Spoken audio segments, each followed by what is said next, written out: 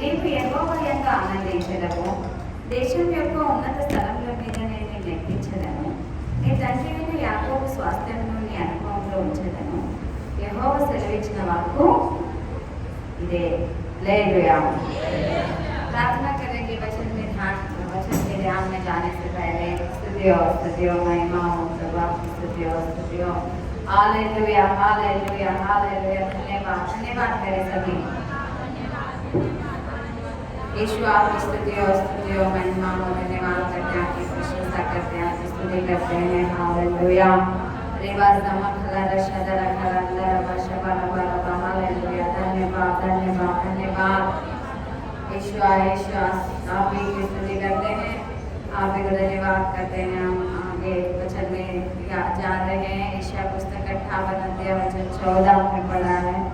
प्रभु आप हमारे साथ रहिए, संग रहिए, बताइए, सिखाइए, चलाइए, प्रेरित कीजिए, स्थिर कीजिए। यीशु के नाम प्रार्थना करते हैं परमपिता। Hallelujah hallelujah. तो यशायाह पुस्तक 58 अध्याय वचन 14 अगुवाई करता है कि तो तू यहोवा के कारण सुखी होगा। यहाँ पर स्पष्ट लिखा हुआ है कि तो तू यहोवा के कारण सुखी होगा, यानी अपने आशीष के कारण नहीं, या अपने चंगाई के कारण नहीं, या छुटकारे के कारण नहीं, या काम हो जाने से नहीं, काम रुकने से नहीं, या फिर और किसी कारण नहीं, लेकिन तू यहोवा के कारण सुखी होगा। हालेलुया। इसके लिए धन्यवाद करो परमेश्वर को। यहोवा के कारण आनंदित रहना ये महिमा का कारण है। आशीष मिलेगा फिर धन्यवाद करोगे, और जब कुछ तकलीफें आएंगे तो फिर टूटते रहोगे। अगर आपके काम हो जाएंगे फिर आप महिमा करोगे, और आपके काम हो जाएंगे फिर आप कुड़कुड़ाते रहोगे। लेकिन हर समय में, हर घड़ी में अगर हम परमेश्वर के कारण आनंदित होंगे तो फिर ये हमारे लिए बहुत बड़ी आशीष है। हालेलुया। इसलिए यहोवा के कारण तुम आनंदित रहोगे, यहोवा के कारण तुम सुखी होगे। इसके लिए धन्यवाद। हालेलुया। मुझे इसके लिए चुना कि तेरे कारण मैं सुखी रहूंगा। और मैं तुझे देश के ऊंचे स्थानों पर, जब हम लोग यहोवा के कारण आनंदित रहने को सीखेंगे, चलेंगे, स्थिर हो जाएंगे, वैसे जब हमारा मन फिरेगा तो फिर यहाँ पर लिखा हुआ है कि देश के ऊंचे स्थानों पर चल, तुझे मैं देश के ऊंचे स्थानों पर चलने दूंगा। हालेलुया। जहाँ है वहाँ नहीं, देश के ऊंचे स्थानों पर, यानी जहाँ हमने सोचा भी नहीं होगा, फिर जहाँ जो हमने सोचा भी नहीं होगा, ये समझना भी नहीं आता होगा, या हम लोगों ने समझा भी नहीं होगा, या जिसकी प्रार्थना तक नहीं की होगी, उस जगहों में वो हमें ले जाएंगे, उस जगह में अद्भुत आश्चर्य कार्य करेंगे, उस जगह में चंगाई छुटकारा कार्य करेंगे। और जैसे तुम यहोवा के कारण आनंदित हो, वैसे तुम्हारे द्वारा अनेकों को परमेश्वर के कारण आनंदित रहना वो सिखाएंगे। हालेलुया। कि तू देश के ऊंचे स्थानों पर तुझे मैं चलने दूंगा, मैं तेरे मूल पुरुष याकूब के भाग की उपज में से तुझे खिलाऊंगा। हालेलुया। याकूब यानी उसके नाम का अगर समानार्थ देखेंगे तो फिर दो के बाद ऐसा कुछ लिखा हुआ रहता है, लेकिन उस दो के पास को ही परमेश्वर ने इज़राइल बनाया, यानी प्रार्थना करने वाला बनाया, या प्रार्थना से भरा हुआ पुरुष करके, या प्रार्थना में लड़ाई करके जीता हुआ व्यक्ति करके उसे परमेश्वर ने इज़राइल नाम बदली कर दिया। हालेलुया। यानी प्रार्थना करने वाला व्यक्ति, एक धोखेबाज को प्रार्थना करने वाला या पवित्र व्यक्ति बना दिया।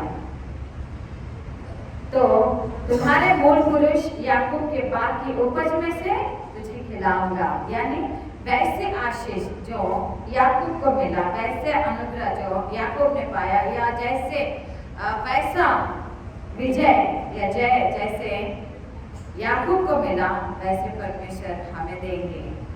हालेलुया।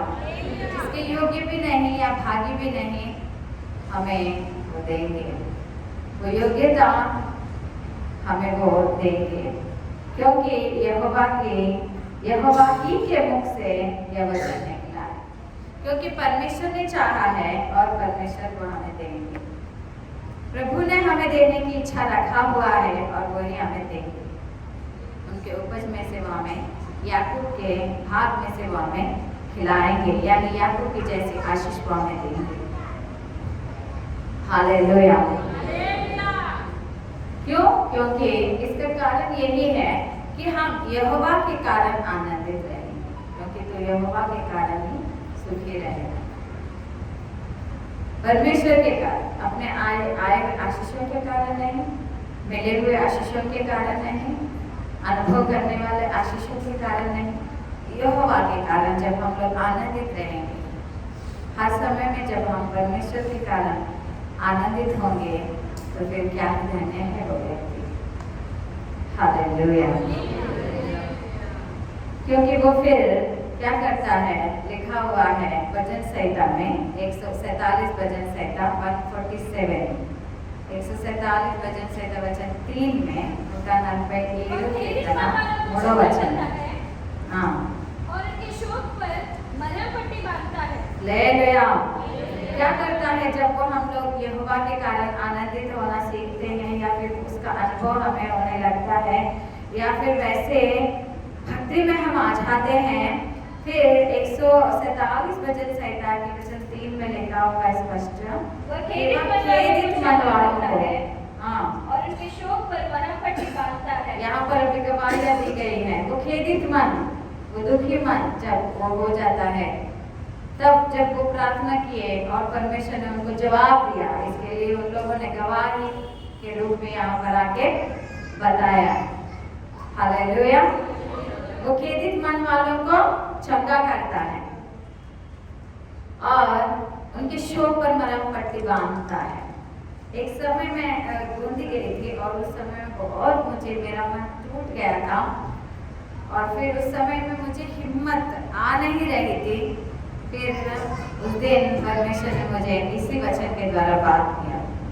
मैं जो पर्सनल वचन रोज लेती हूँ, फिर उसमें परमेश्वर ने इसे 147 वचन से वचन 3 के द्वारा उन्होंने अगुवाई किया। उससे पहले भी इस वचन को मैं जानती हूँ, लेकिन उस दिन जब मुझे दिया ये वचन, तो मेरे हृदय में बहुत ही हिम्मत आई। हालेलुया। मेरे हृदय में बहुत फिर हिम्मत आई और मैंने फिर अपने दृढ़ता, अपनी स्थिरता में मैं आ गई, और फिर मेरा मन दृढ़ हुआ, स्थिर हुआ कि परमेश्वर अगर सब लोग भी साथ छोड़ दें और सब लोग भी मुंह मोड़ दें और सब लोग भी मुझ पर अगर इल्जाम लगाने लगे, या सब लोग भी मुझसे नाराज रहे, लेकिन प्रभु मेरे साथ रहेगा। हालेलुया। हालेलुया। मैं यहोवा ही के कारण आनंदित रहूं, तो यहोवा के कारण सुखी होगा। फिर उस दिन मुझे बहुत हिम्मत हुआ, इस वचन ने मुझे इतना दृढ़ किया। हालेलुया। कि ये उन्होंने मेरे लिए ही कहा, और क्योंकि मैं उस समय में उस टूटी हुई अवस्था में थी, तो उन्होंने मुझे इस वचन को देकर, मैं अकेली थी और इस वचन के द्वारा उन्होंने मुझे बहुत दृढ़ किया। हालेलुया। आज जितना टूटा वो मन, पीड़ित मन लेकर यहाँ पर बैठे हैं, वचन आज अगुवाई करता है, परमेश्वर आपको चंगा करने वाले हैं, और आपको जरूर चंगा करेंगे ही नहीं, ऊपर से आपके शोक पर मरहम पट्टी लगाकर फिर आपके घावों को ठीक करेंगे। वो जब घाव धोए जाते हैं, जब घाव निचोड़े जाते हैं, उनमें से सब मवाद निकाल दिया जाता है, उसमें से जब जहर बाहर निकल जाता है, फिर उसके ऊपर मरहम पट्टी लगा जाता है, तो फिर वो घाव सूख जाता है। हालेलुया।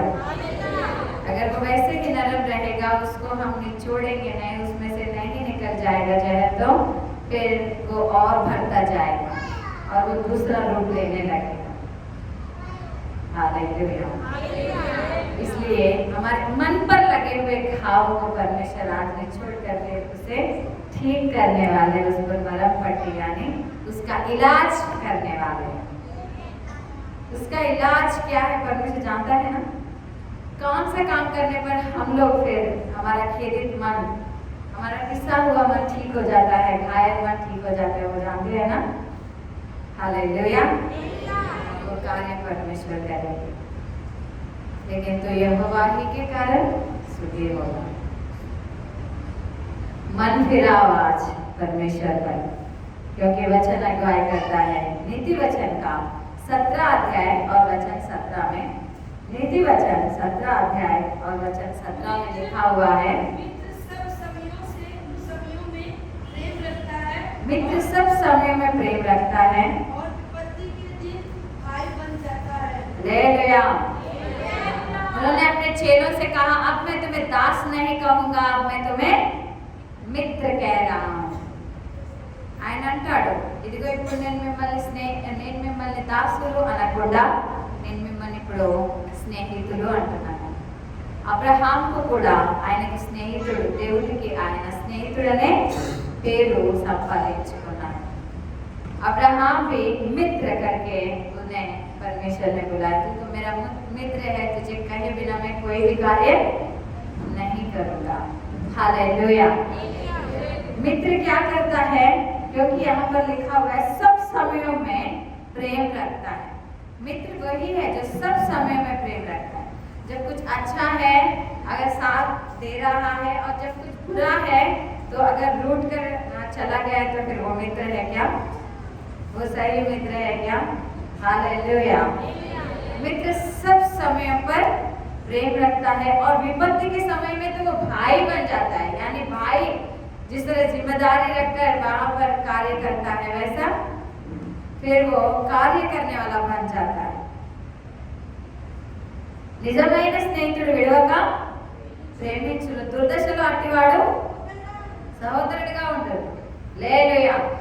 దుర్దశ ఉన్నప్పుడు ఎవరి తమ్ముళ్ళు వారికి, ఎవరి అన్నలు వారికి వారి దగ్గరికి వచ్చి వారిని కలిసినప్పుడు, వారిని మాట్లాడించినప్పుడు వీళ్ళకి ఎంతో ధైర్యం వచ్చింది. వాళ్ళు అసలు మగవాళ్ళైనా ఆడవాళ్ళైనా. హల్లెలూయా. మా అన్నయ్య వచ్చాడని, మా తమ్ముడు వచ్చాడని వాళ్ళకి ఎంతో ధైర్యం. అలా నిజమైన స్నేహితుడు విడవక ప్రేమించు, కష్టకాల సమయంలో కూడా, ఇష్టకాల సమయంలో. నిజమైన స్నేహితుడు ఎవరంటే ఆయన అంటాడు, నేను ఇంకా మిమ్మల్ని దాసులు అనకుండా మిమ్మల్ని స్నేహితులను పిలుచుచున్నాను అని. హల్లెలూయా. फिर कौन है सच्चा मित्र? कौन रह सकता है सच्चा मित्र की तरह? हालेलुया।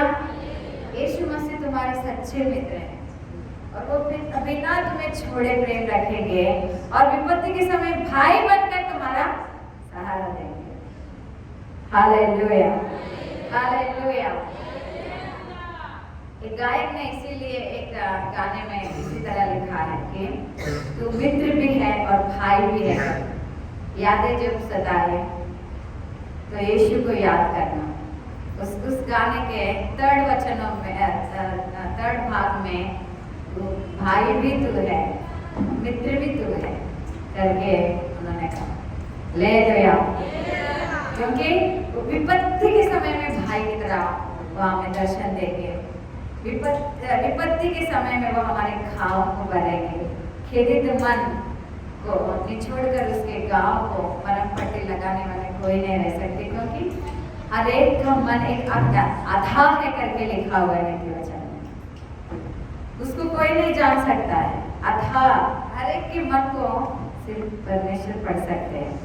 कितना भी उसके बारे में वो बताए जाने हम लोग, चाहे कितने भी नजदीकी हो, लेकिन उसके मन के आधार को, उसके मन के दुख को सिर्फ परमेश्वर ही जान सकते हैं।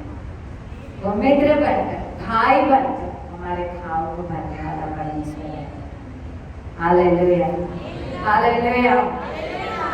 इसलिए मेरे मित्र ने मुझे धोखा दे दिया, या मेरे भाई मेरे पास नहीं आते हैं, ऐसा रोना बंद कर दिया, क्योंकि सच्चा मित्र और सच्चा भाई आज तुम्हारे लिए आ चुके हैं। आज तुम्हारे साथ वो, आज से तुम्हारा साथ वो देने वाले हैं। तुम अगर भाई पर रहोगे नहीं तो నువ్వు ఇక నీ సహోదరుల మీద స్నేహితుల మీద ఏడవకుండా ఉన్నట్లయితే వాళ్ళు నన్ను కలవడం లేదు, వాళ్ళని పలకరించడం లేదు, వాళ్ళ దగ్గరికి రావడం లేదు, వాళ్ళ దగ్గరికి తీయడం లేదు అని ఏడవకుండా ఉన్నట్లయితే ఖచ్చితంగా దేవుడు నీకు తోడై ఉన్నాడు. హల్లెలూయా. ఈరోజు నీకు ఆయన నిజమైన స్నేహితుడే, ఈరోజు నీకు ఆయన సహోదరుడే, నీ గాయాలన్నీ కట్టబోతున్నాడు. Hallelujah, hallelujah.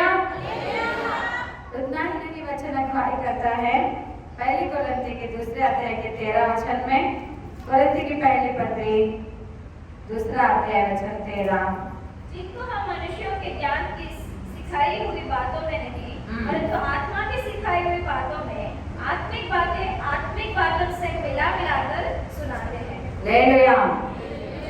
కొరింథీయులకు రాసిన మొదటి పత్రిక 2వ అధ్యాయం 13వ వచనం, మనుష్య జ్ఞానము నేర్పు మాటలతో గాక ఆత్మ సంబంధమైన సంగతులతో చర్చించుచు ఆత్మ నేర్పు మాటలతో వీటిని వచ్చే మేము బోధించుచున్నాము। हालेलुया। देखो, जिनको हम मनुष्यों के ज्ञान की सिखाई हुई बातों में नहीं, परमेश्वर की बातें मनुष्यों की सिखाई हुई बातें नहीं रहते हैं कि यहाँ वहाँ से स्टोरी निकालो, यहाँ वहाँ से कोई भी बात बताओ, यहाँ वहाँ के सुने हुए वचन बताओ, यहाँ वहाँ के कहे हुए वचन बताओ, लेकिन ये मनुष्य के सिखाए हुए बातें नहीं और मनुष्य का सिखाया हुआ ज्ञान नहीं, लेकिन परंतु आत्मा की सिखाई हुई बातों में, यानी आत्मा जब अगुवाई करता है उन्हीं बातों को उठाकर, उन्हीं बातों को निकालकर, उन्हीं गवाहियों को बताकर और फिर आत्मिक बातों से मिलाकर सुनाते। हालेलुया। तुम एक्सपेक्ट करते होंगे कि यहाँ ये गवाही, वो गवाही, ऐसा ये वो, ये कहानी, वो कहानी, यहाँ का कहानी, वहाँ का कहानी। ये बाइबल कॉलेज नहीं है कि यहाँ की वहाँ की कहानी सुनने के लिए। हालेलुया। ये आराधना है, ये उपवास प्रार्थना है, इसमें आत्मिक बातों से मिलाकर हम तुम्हें सिखाते हैं। मनुष्यों के सिखाए हुए ज्ञान नहीं, या मनुष्यों के बताए हुए बातें नहीं, या मनुष्यों के द्वारा नहीं, अनुभव से जो हमें अनुभव हो रहा है, जहाँ तक हुआ है, जहाँ तक आत्मा ने हमें अनुभव दिया है, उन्हीं अनुभव के अनुसार तुम्हें सिखा रहे हैं। हालेलुया। कि तुम भी उसको सीखकर तुम्हारे घाव भरने वाला सिर्फ यीशु मसीह है, वो सच्चा मित्र है, सच्चा भाई है। ये आज परमेश्वर बता रहे हैं। जब तुम यहोवा ही के कारण आनंदित होगे तो फिर सच में वो देश के ऊंचे स्थानों पर, यानी ऊंचे अनुभव में वो ले जाएंगे। हालेलुया। मनुष्यों का ज्ञान बहुत अच्छा लगता है, सुनने में बहुत अच्छा लगता है और उसको बोलने में बहुत अच्छा लगता है, लेकिन परमेश्वर का ज्ञान जब हम लोग प्रार्थना करते हैं, आत्मा का ज्ञान परमेश्वर ही हमें सिखाता है। आत्मा के द्वारा आने वाले दर्शन आत्मा ही के द्वारा आते हैं। जब तुम बहुत प्रेयर करके, बहुत सोकर जब तुम्हें सपने आते हैं तो वो भी शायद ही गलत हो सकते हैं, लेकिन बहुत प्रार्थना करके जब तुम दर्शन पाते हो, या बहुत प्रार्थना करने के बाद टूटे हुए पिसे हुए मन से जब तुम एक झपकी लेने पर तुम्हें जो आता है वो बातें आत्मिक रहते हैं। हालेलुया। 12 घंटा सोने के बाद में सुबह तुम्हें जो मिलता है शायद वो पता नहीं, शैतान की ओर से रहता होगा। हालेलुया। उसमें कंफ्यूजन रहती है, लेकिन प्रभु के दर्शन में और प्रभु के द्वारा कहे हुए आत्मिक बातों में, आत्मिक ज्ञान में कंफ्यूजन नहीं रहता है। मुझे समझ में नहीं आ रहा है, ऐसा तुम बोल नहीं सकते हो, क्योंकि तुम जिसके लिए प्रार्थना करते हो वही उसी का रिजल्ट तुम्हें मिलेगा। हालेलुया। మనకి నచ్చవు, ఎవరో చెప్పింది కావాలి, ఎక్కడో విన్నది కావాలి, ఎవరో వారి ఆత్మీయ జ్ఞానం ద్వారా, వారి అనుభవం ద్వారా మన షార్ట్ కట్ లో ఆశీర్వాదం పొందుకోవాలనుకుంటే, షార్ట్ కట్ లో మనం వెళ్ళాలనుకుంటే అది చాలా కొద్ది రోజుల ఆశీర్వాదం, అది చాలా కొద్ది రోజుల జ్ఞానం. కానీ ఆత్మ ద్వారా నీకు ఆత్మ ద్వారా కలిగే జ్ఞానమే, ఆత్మ నేర్పుతున్న మాటలే, ఆత్మ ద్వారా నీకు వస్తున్న ఆ కొద్ది మాటలే. అందుకే ప్రకటన గ్రంథంలో ఆయన అన్నాడు, నీకున్న జ్ఞానం కొద్దిగా అయినను నువ్వు దాన్ని వినియోగిస్తూ కనుక ఇదిగో తలుపులు నీ ఎట్లా తెరిచి ఉంచిన అన్నాను, వాటిని ఎవరు వేయలేరు. హల్లెలూయా. मिला हुआ उस थोड़े से ज्ञान में तुमने प्रार्थना करके तुम्हारे आत्मा के ज्ञान के द्वारा तुमने पाया हुआ बातें, तुम्हें जो प्रभु ने सिखाया है वो तुम्हारे लिए योग्य दर्शन और योग्य रास्ता तुम्हें दिखाएंगे. Hallelujah, hallelujah, hallelujah.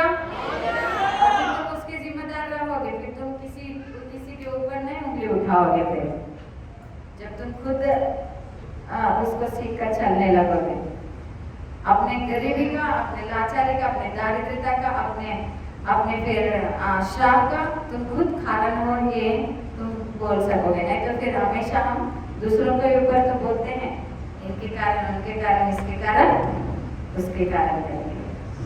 हालेलुया. इसलिए निश्चय आत्मा के द्वारा आत्मा की बातों को मिलाकर हम सुनाते हैं. ये मनुष्यों के ज्ञान की सिखाई हुई बातें नहीं. हालेलुया. जब तुम आत्मा की सिखाई हुई बातें आत्मा के द्वारा तुम सीखकर तुम चलोगे और चलाओगे और चलते हो, और चलने के लिए और सीखने के लिए, सिखाने के लिए भी अपेक्षा करते हो, जो लिखा हुआ है लूका समाचार 10 अध्याय के 19वें वचन में. లూకా సువార్త 10వ అధ్యాయం 19వ వచనంలో ఇప్పుడు రాసింది ఆశీర్వాదం. देखो मैंने तुम्हें सांपों और बिच्छुओं को रौंदने का और शत्रु की सारी सामर्थ पर अधिकार दिया है. हालेलुया. और किसी वस्तु से तुम्हें कुछ हानि हानि ना होगी. ना होगी. हालेलुया. ये छींकने वाला तुम्हारे बाजू में क्यों ना हो, टाइफाइड मलेरिया से परेशान व्यक्ति तुम्हारे बाजू में बैठा क्यों ना हो, तुम्हें नहीं लग जाएगा. हालेलुया. क्योंकि यहाँ पर स्पष्ट लिखा हुआ है कि तुम्हें किसी वस्तु से या किसी चीज से कोई हानि, कोई एलर्जी नहीं होगी. हालेलुया. लिखा हुआ है, देखो मैंने तुम्हें सांपों और बिच्छुओं को रौंदने का और शत्रु की सारी सामर्थ पर अधिकार दिया है. दूंगा करके लिखा हुआ है, दूंगा करके लिखा हुआ है. क्या लिखा हुआ है? क्या लिखा हुआ है? फिर से एक बार, फिर से एक बार. सभी लोग फिर से ले लिया.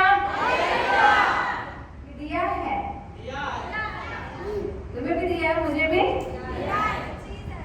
लेकिन जब मनुष्यों के ज्ञान में चलेंगे तो फिर ये नहीं होगा, क्योंकि ये आत्मा का ज्ञान है. सांप और बिच्छू यानी ये दिखने वाले सांप और बिच्छू है क्या?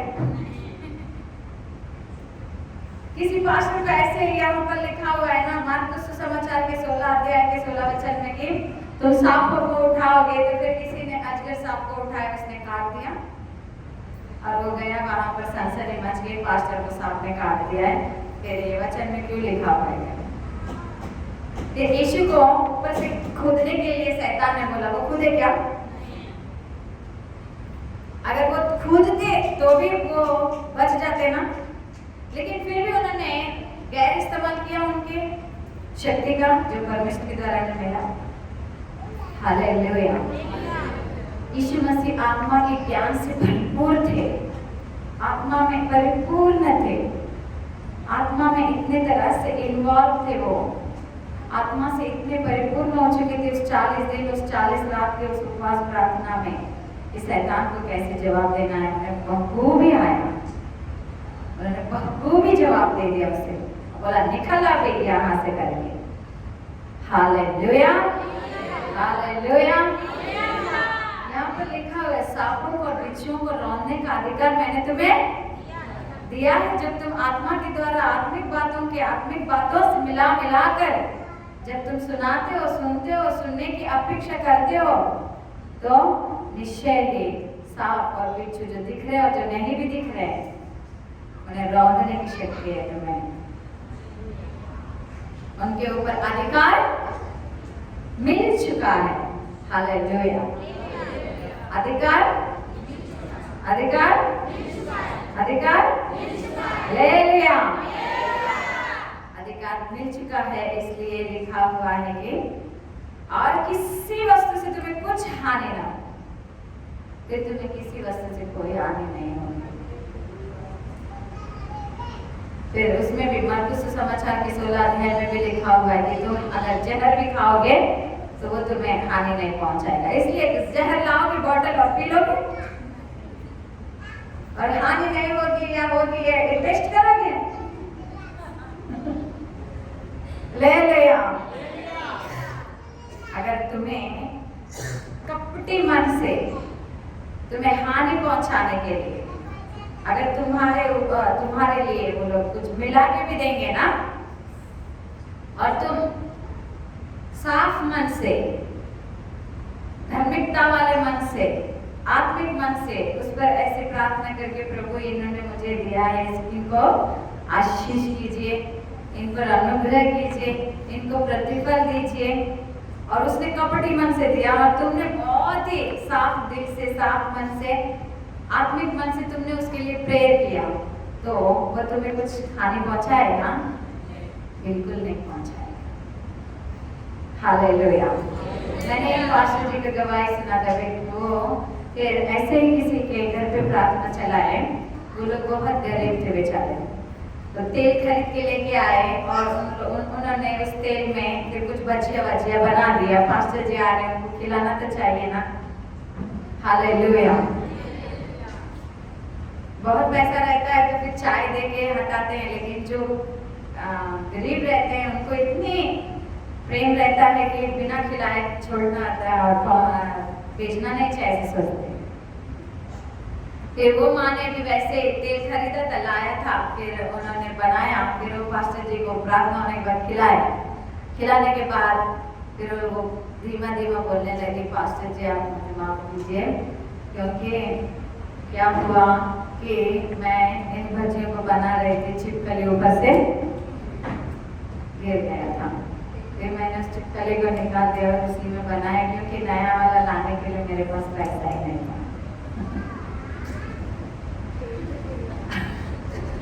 अब सुना वो पास्टर जी के हृदय में क्या पता होगा। ले लिया। अगर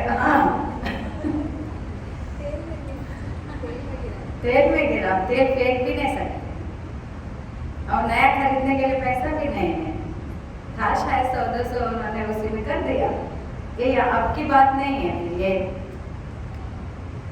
30-25 साल की बात है।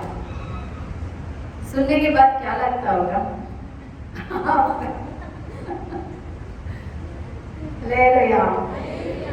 उन्होंने बोला दिल में क्या हुआ पता तो नहीं, लेकिन मैंने कहा कोई बात नहीं, आपने दिया मैंने लिया,